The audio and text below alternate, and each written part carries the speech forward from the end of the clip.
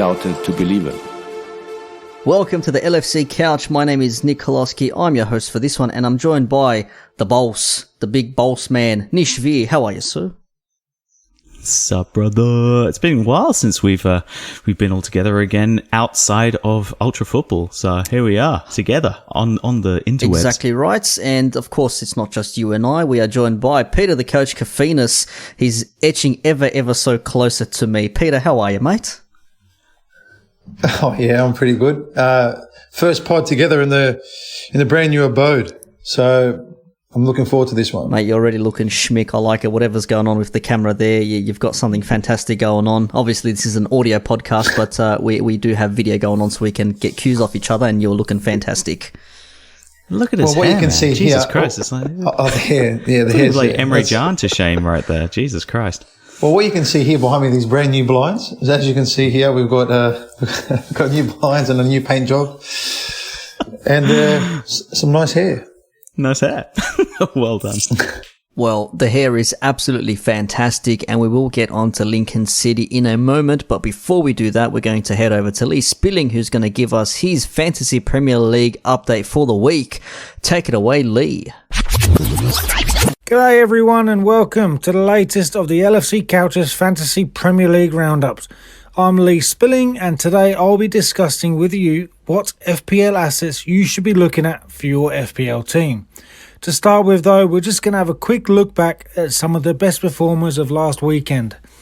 To start with, we're going to go to Tottenham. Heung-min Son scored 4 goals against Southampton. 24 points for him. And Harry Kane, who got 4 assists for those 4 goals and got a goal himself, got 21 points. So massive performance from Tottenham against Southampton. In another 5-2 victory, Dominic Calvert-Lewin scored a hat-trick and got 17 points for himself. And he continues his hot form to start with this season. Our very own Sadio Mane, he managed to get 16 points after scoring 2 goals against Chelsea at the Bridge. Thankfully, Kepa Howler set up his second goal.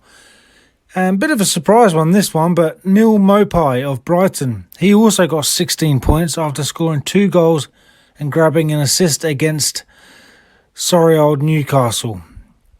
They're the main performance of last weekend. They're the top scorer. So with that, we'll look at the fixtures for this next round of fixtures. We've got Brighton versus Manchester United. Crystal Palace versus Everton, West Brom against Chelsea, Burnley facing Southampton, Sheffield United take on top scoring Leeds, Spurs take on Newcastle, Manchester City take on Leicester, West Ham take on Wolves, Fulham take on Aston Villa and the thigh rubber of the weekend, the champions Liverpool take on Arsenal.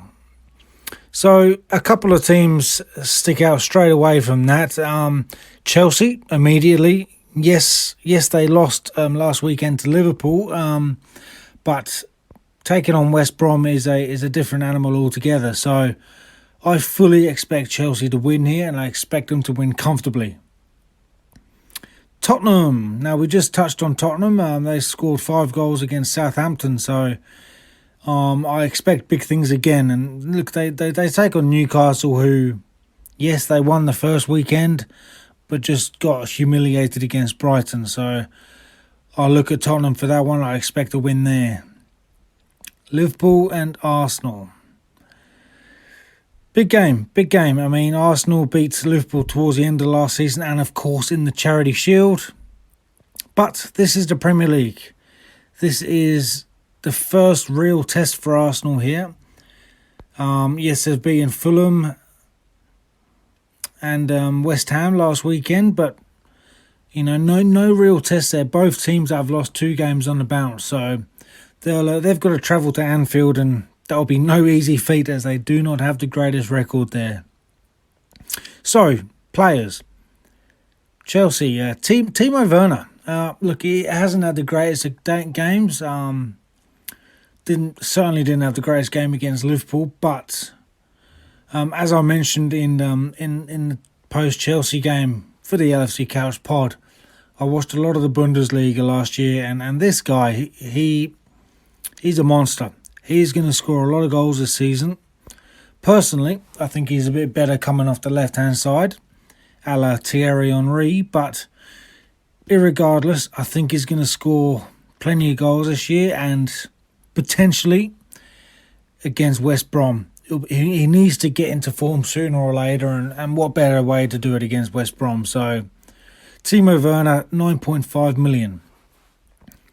Also from Chelsea, Reece James, the young English right-back. He was fantastic against Brighton in the first game of the season, but had a tough game against Liverpool at the weekend with facing Mane and Randy Robertson. But let's be honest, that's a tough couple of players to play against, and especially to play your best. So I would, he's cheap, 5.1 million. I would look to pick him up if you're looking for a cheap defender who can get forward, get assists, and the odd couple of goals here. So he seems to have cemented his place as right back instead of Azpilicueta. But yeah, absolute bargain at 5.1 million. Tottenham, the aforementioned Heung-min Son and Harry Kane.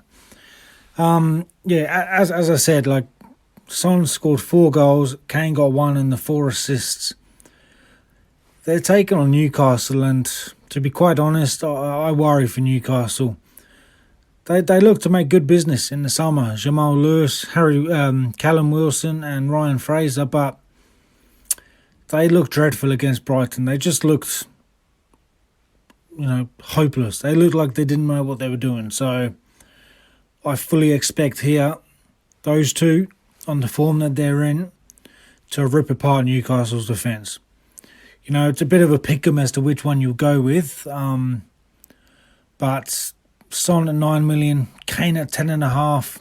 It all depends on your own bank balance on your FPL team. So entirely up to you, but I fully expect them to at least get 3 or 4 goals in this game between them. So now lastly, Liverpool.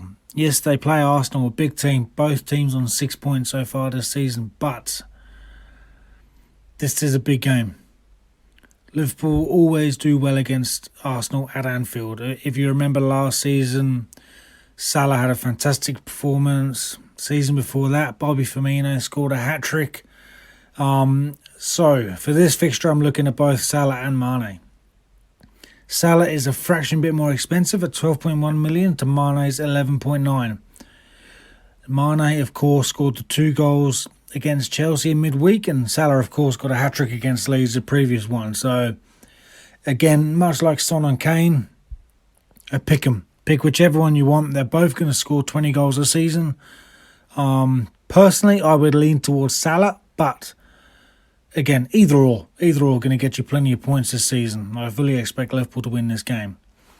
So with that, my top 3 picks for the weekend, I would put Harry Kane as captain. 10.5 million against Newcastle. It's his turn to fire this weekend after Son got the goals last weekend. So Kane is captain, 10.5 million. Lock it in. Second pick, Mo Salah, 12.1 million.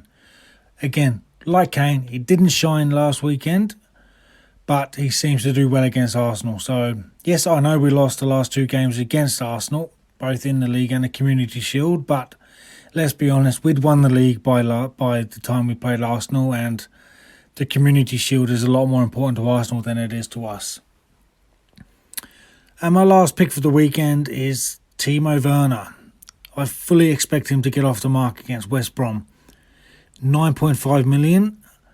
Not the most expensive forward, so good value there. But as I said, he's bound to hit form sooner or later, and when better to do so than against West Brom. They were destroyed by Everton last weekend, and it's certainly not going to be any easier facing Chelsea.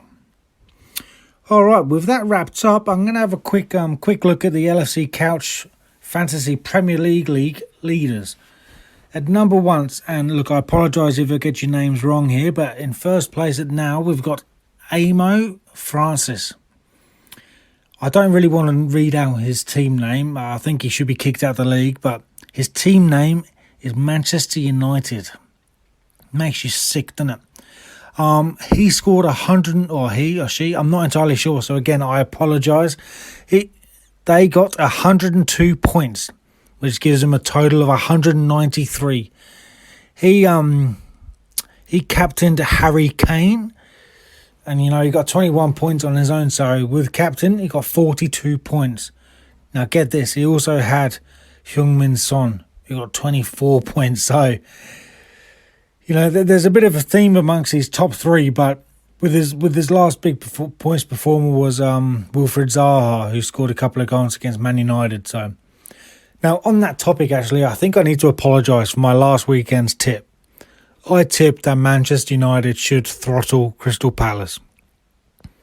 They were dreadful, to put it bluntly. They were awful. They look good on paper, particularly midfield and the forward line, but their defence is just shocking. Crystal Palace aren't the greatest team in the league, so to score 3 goals against them, they didn't have to do very much, to be quite honest. So I apologise. I'll leave Man United for a little while, but surely they can't be this bad for the rest of the season. Anyway, second in the league is Yash Son. Now this is a more like it team name, Naby Lads. He scored 98 points this week to bring him up a total of 186. He captained Heung-min Son for a total of 48 points.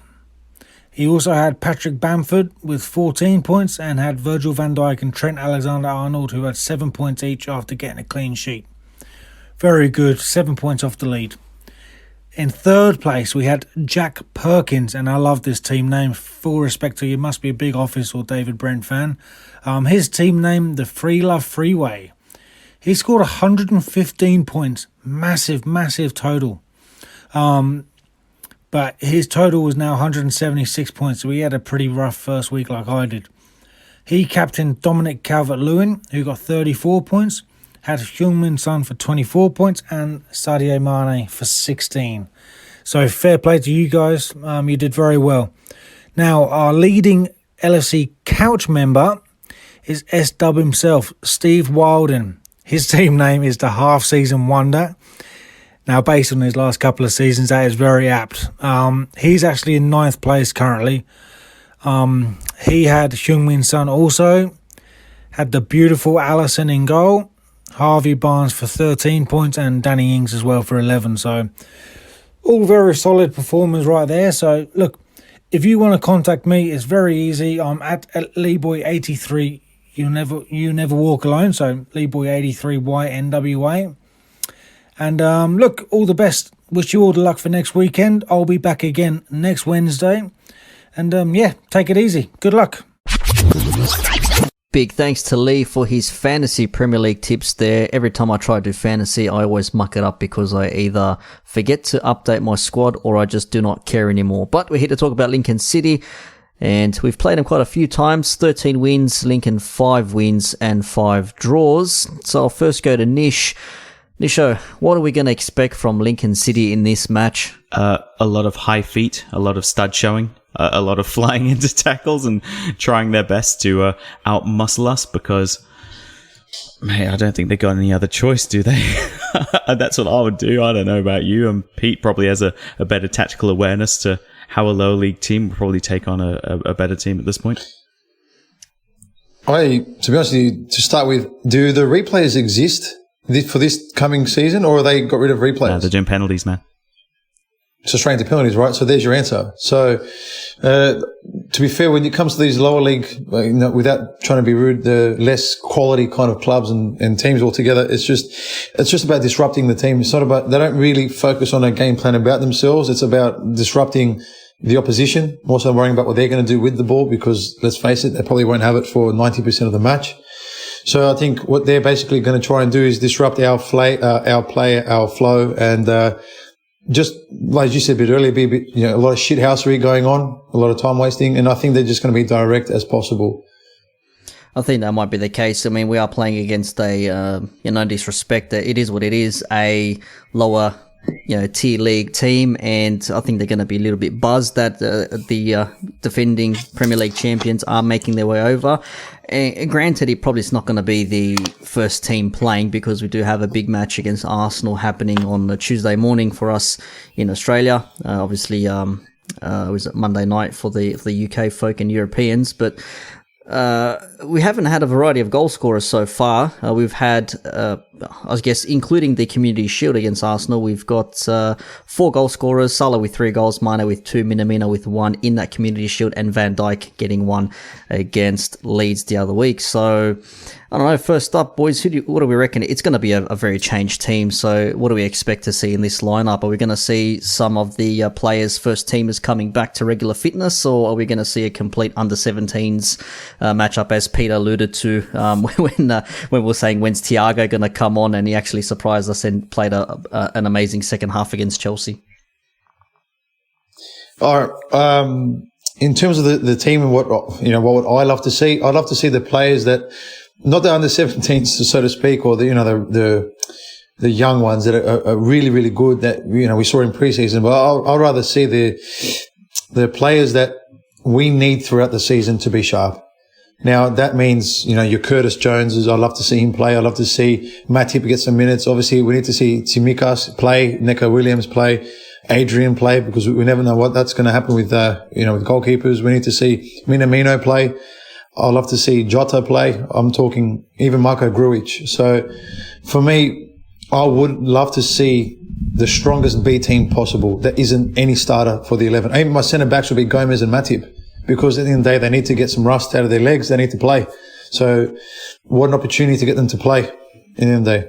Well, except for Matip, who's going to be out for like 2 months, isn't he? Yeah, well, so that one you go with Kumitio. I would love to see some Kumitio action. Yeah. Or possibly Sepp van der Berg. I think Gomez has to play. Didn't Klopp say, I think, straight after the game, he's going to be back at training on Monday? So he's already must have had quite a few training sessions. It wasn't too big a problem. So are you the same thought as me? Do you think that Gomez may have, from that one performance by Fabinho, may have lost his number 2 centre-back spot? Nah. I think because Fabinho is so good in midfield and he provides a lot of cover and he stops a lot of the other team's attack and disrupts them so well. So, I mean, look, it worked against Chelsea, but just because it worked against Chelsea doesn't mean it's going to work every week. So, I think we need to be aware that Joe Gomez is a very, very, very good centre-back, and he was vital to our title win last season, and I don't think that one performance can push him out of the squad completely. I think that's fair. I mean, we are going to see a lot of players trying to fight to become first teamers, because as we saw, Fabinho had a blinder against Chelsea, but as you rightly said there, it's probably not going to be where he's going to play for the whole season, but he is more than capable, as we've seen, in a good backup position, and he has played at right back when he was at Monaco. So if you need to, put a, for a lack of a better term, a square in a round peg or whatever, you can do that with Fabinho. But I do think Gomez will need to sort of find his feet again. Yep, Kumitio is there as well, and as we said, Van den Berg is there. Obviously, with Hover moving over to Wolves and Jota coming to us, that leaves us another player out in defence. But Tsimikas, I'd love to see him actually get a run as well. Robbo, maybe keep him on the bench, but I mean, in terms of maybe the opposition, I mean, realistically, we're going there expected to win. So, Nish rightly pointed out at the start, he's expecting Lincoln to come out with studs and basically just trying to chop us down, wear us down, and maybe just try and get to the 90-minute mark and try win on pens. But I'll go to Pete first up. The midfield is going to be an interesting one. I dare I say we'll probably see Curtis Jones starting. Maybe with Harvey Elliott as well, and maybe you might see Jota starting up front, or maybe the man, the myth, the legend, Divock Origi getting a run up front. Well, what do you say in terms of the midfield and the attacking side of things? All right, I'll talk what front line I like to see, and then Nish, maybe you can just take the midfield. But the front line I'd love to see Jota get some minutes, possibly just the first half, whatever it is. I'd love to see Minamino definitely play a full game, and Harvey Elliott, if not Shaqiri. So I'd love to see, maybe Minamino as the 9, Jota one side, let's say Harvey Elliott the other. Nice, man. Yeah, and I think the midfield's going to be experienced. Like, I'm actually looking right now at the Lincoln squad. There's a lot of really interesting things to take out of just looking at their squad. The average age is 23, like 23 and a half. The average height looks to be around 1.80 to 1.85 m. So they're tall, young. But then you look at when they joined, basically all of them joined this calendar year with about 3 or 4 of the entire squad. I think 4 of the entire squad coming in 2019, and 1 person came in at 2017. That person 2017 is H. Anderson, who's a right midfielder, who's also 23 years old.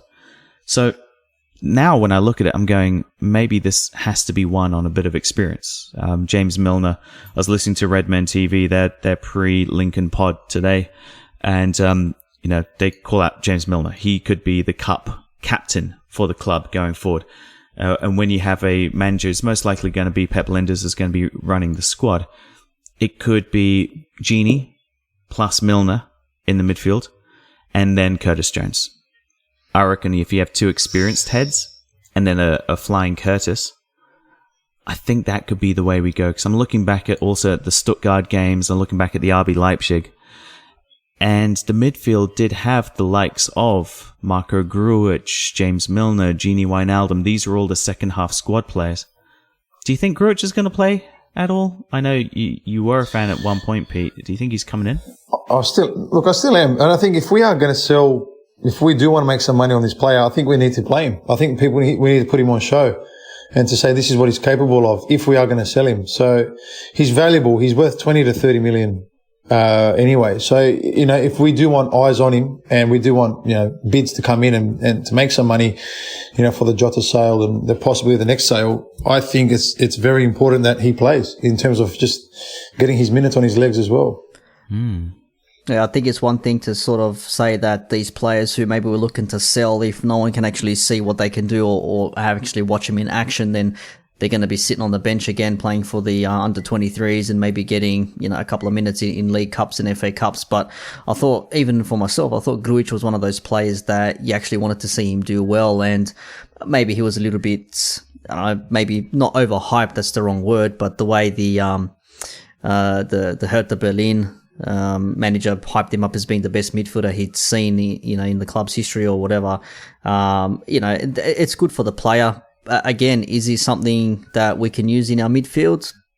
Don't know. He scored bombs when he was at Red Star Belgrade from outside the box, but we haven't seen him actually take any shots. Granted, he hasn't played a lot, but if you have someone maybe like a Grujic and maybe a Curtis Jones with the Milner, or you start with, as Pete said, a Gini and a Milner and then bring him on second half or something, there might be something in it as well. And he's a tall boy, and if we're going to need some steel in the midfield, I'm pretty sure that boy's going to be able to, put a few passes together and stop a few things. Well, it goes off what Nish said a bit earlier, like in terms of, talking about Lincoln's height. Well, Grujic himself is a beanstalk. So that's something there where you can kind of match that, and then all of a sudden it counters out a bit of, on their side of things. At the same time, we forget, you talk about experience, but we forget this guy's just played 2 years, first team in Germany in a row. So like he's played a lot of games, a lot of experience against a lot of big clubs, a lot of big players. So, if it is, Milner, Grujic and Curtis, then that's, for me, it's a top midfield. And it's versatile. It's not very plain and boring. I think that's right. Nish, any words to add for the midfield, or is Pete pretty much said it as it is? We're going to see, a sort of a 2 experiencer and 1 youngster in like a Curtis Jones. I think it has to be experience in the midfield. I'm just going to repeat it really because I would like to see the likes of Comedio play in defence with Gomez. I think that'll be a solid pairing. Bit of experience in Gomez, Comedio being the youngster that we're trying to blood in, who's probably, but he doesn't even play for the under-23s yet, so it's a big jump. But League One opposition might be the right spot, especially a young League One squad might be great.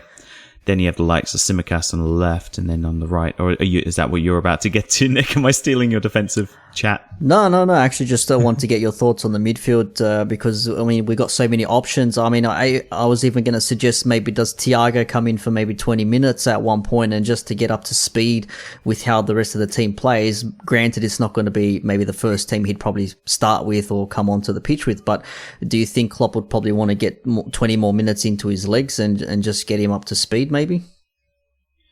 I think he's that good that he doesn't need it. And the type of position he plays, Klopp said after the game, we said, just do what you do naturally. And he did that. When he saw open players, he passed the open players. When he saw someone defending, we saw someone that he needed to close down, he closed them down. And we had one guy dive, of course, to get the penalty. But apart from that, his game is very simplistic and it works. I tend to agree with Nish there. I think for me, Thiago doesn't need to play. Like, it's where he's going to benefit is on the training field and in the video room. Him playing against Lincoln Town, let's face it, they're going to target him anyway. So why would you risk someone who's, no, I wouldn't do it. I think with him, in terms of being ready for Arsenal, he needs to be on the training pitch. He needs to be in the video room with Klopp. And he needs to see our set plays and the way we do things, the way they'll just, the video presentations that they normally give to new players and things like that. I don't think he needs to play.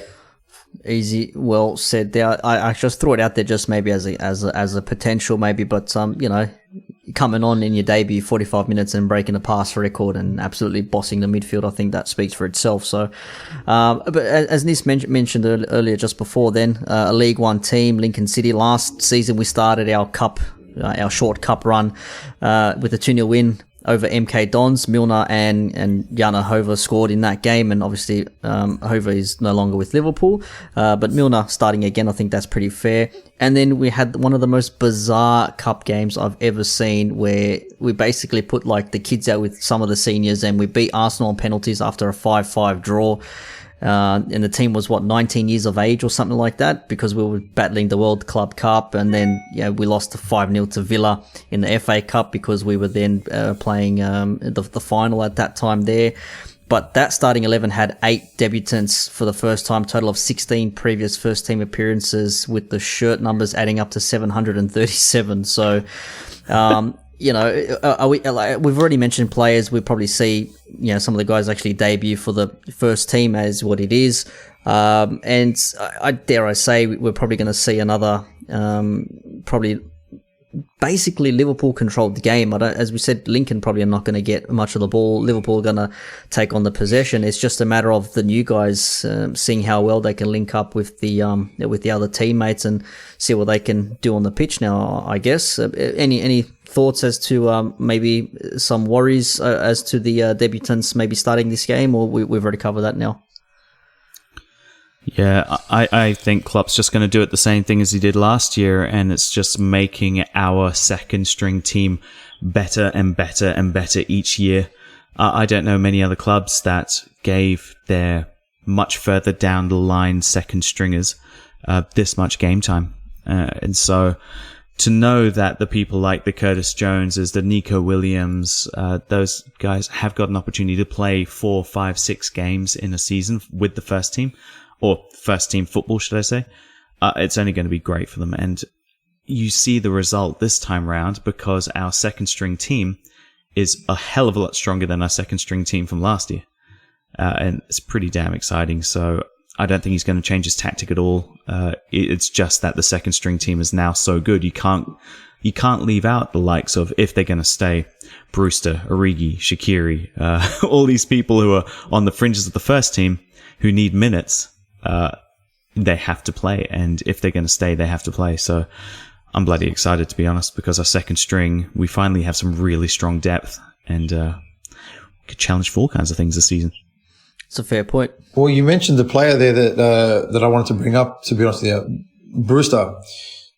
I'd love Brewster to start as our our main man at the top, but what's the story there? Does anybody know what's going on there? Or no, last I heard was that he was being used to fund another player, but because it will obviously get the most amount of value out of selling him, rather than selling the likes of Genie or other players like that.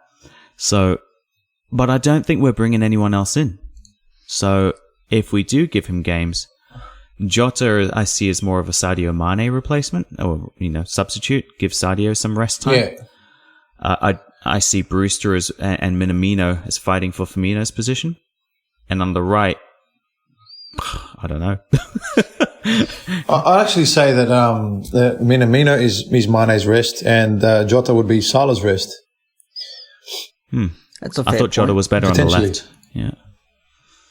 Oh, it could be. And look, we've seen Minamino go across the front three in any position, to be honest with you. He's that good, in my opinion. But the most important thing we're trying to say is that there's actually finally cover for those people, for the front three. And, if we enter tomorrow's match with Minamino, Jota, and Brewster as your front three, we're going to go, thank God, instead of trying to make shift a front three.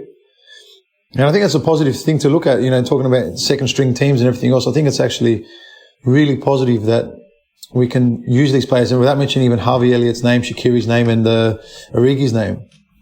Yeah. How about this for a front four? It does mean Curtis Jones gets sacrificed, unfortunately. But like in the last game where we saw Minamino interchanging with Firmino, imagine if Brewster's up the front and Minamino's behind him in like the number 10 role.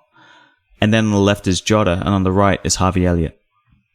Interesting. See, that's funny because I actually agree that I think Minamino's best position is that player in between your midfielders and strikers. Yeah, me too. I think that's where he does his damage. I think that's his position. And look, the way Klopp wants to use him, it's probably going to be something very similar. So just him starting out wide and drifting in. But yeah, I'd love to see him play there during the game. I'd love to see him in front of Thiago and Fabinho, because we just know that those two will clean up for him.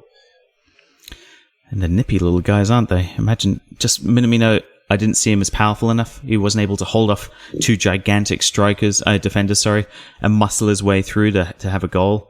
Firmino has incredible skill for a person of incredible strength for a person his size, so he's able to do those things. So you're right. A nippy Minamino is able to get the ball, offload it quickly, and burst into space, and he's got great positioning. I think people haven't noticed how good his runs and positioning is, and that's what's going to score him loads of goals. Well, it comes back down to intelligence. He's super intelligent on the field. He's got a very high IQ of football knowledge in terms of just being in the right places and knowing where to be. So in that case, we'll probably see Minamino in like a false nine, perhaps. Do you think, if we are going to go with maybe Jota on one side, if we are going to start with like Elliott on the other, could we see Minamino playing in a number 9 or a false 9 position? I can, because I think he presses. The closest player to Firmino is him when it comes to pressing. I think he understands the cues very well. He understands his positioning, as Nish said earlier. In terms of any other player that we have in our team who presses similar to Firmino, it's got to be Minamino. I was just going to say, just to add to that, I'm going to change my midfield around then. I'm going to leave Genie out, keep him in the first team squad. And I would like to have Milner as like your sergeant roaming the back line like he did when he came on in the last game. I'd like to have Curtis Jones in what I think his favourite position is when I watch him play Academy, is a box-to-box midfielder. The true blue, I agree. Stevie Gerrard, down the middle, up and down, defending and attacking, but in the middle third mostly.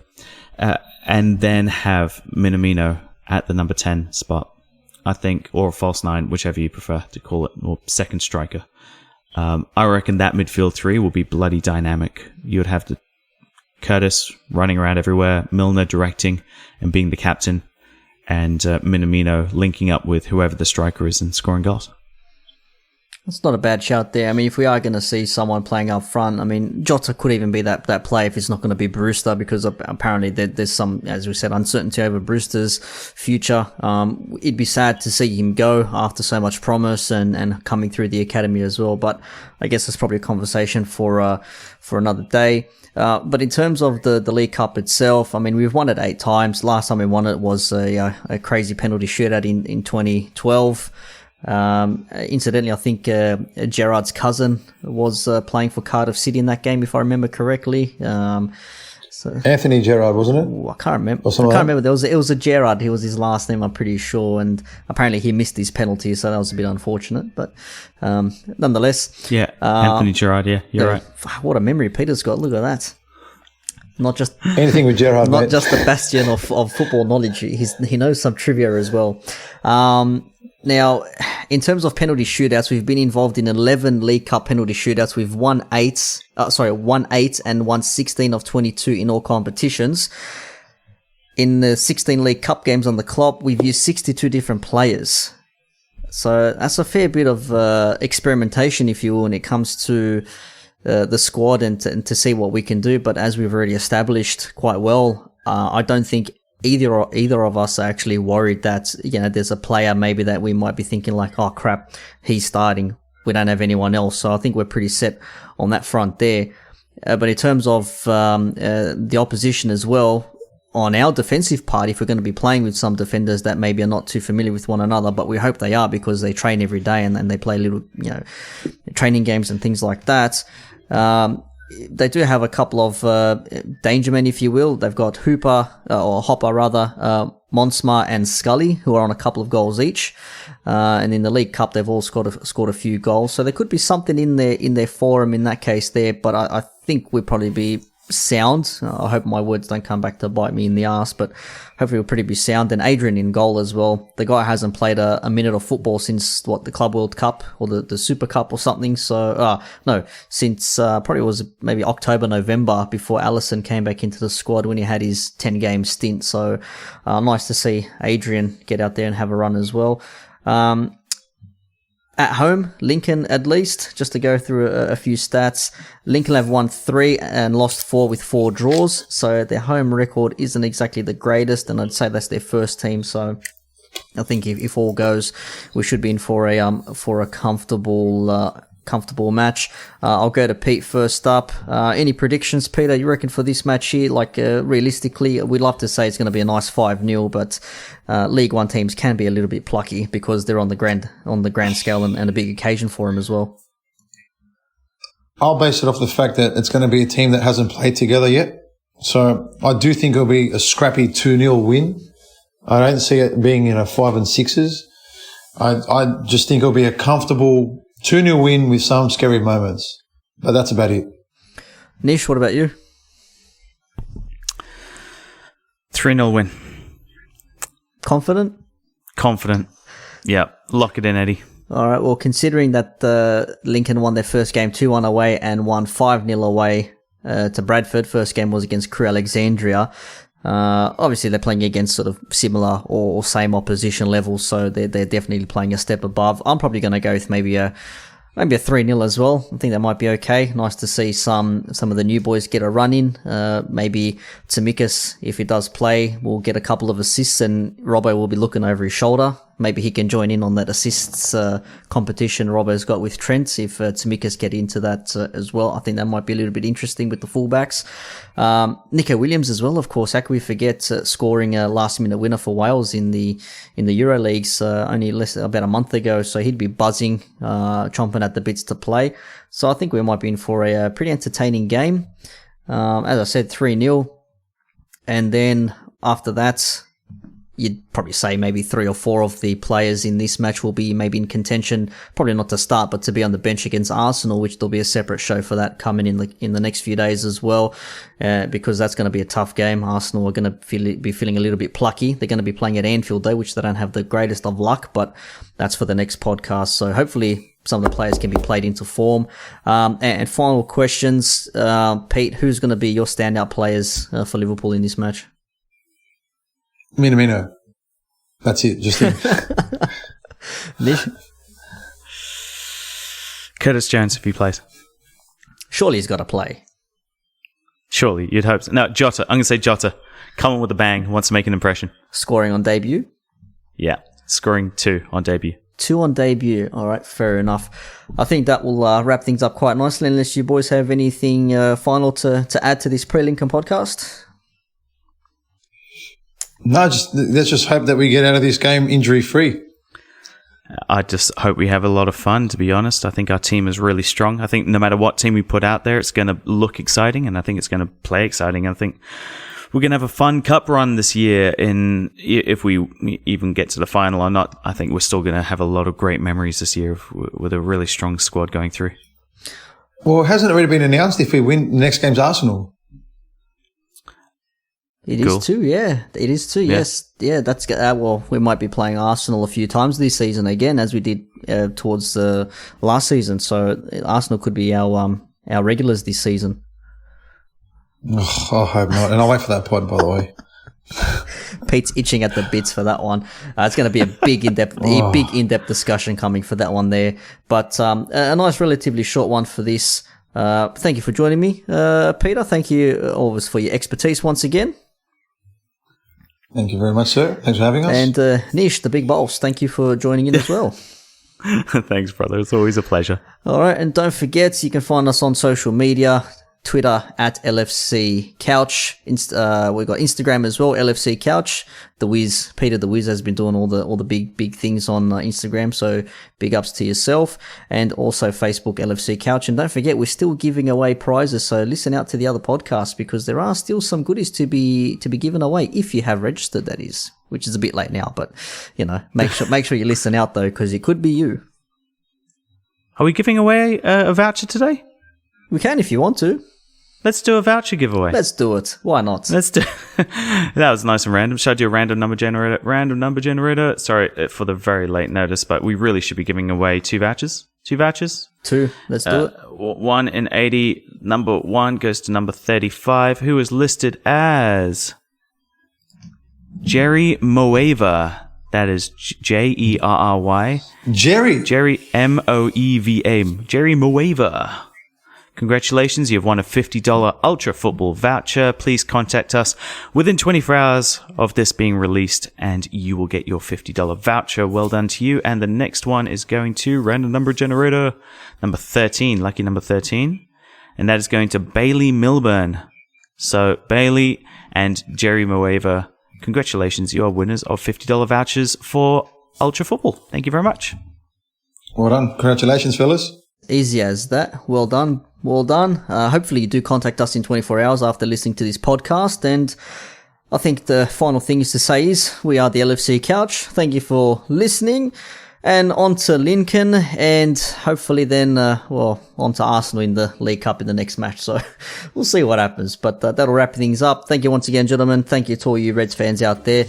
And go the Reds.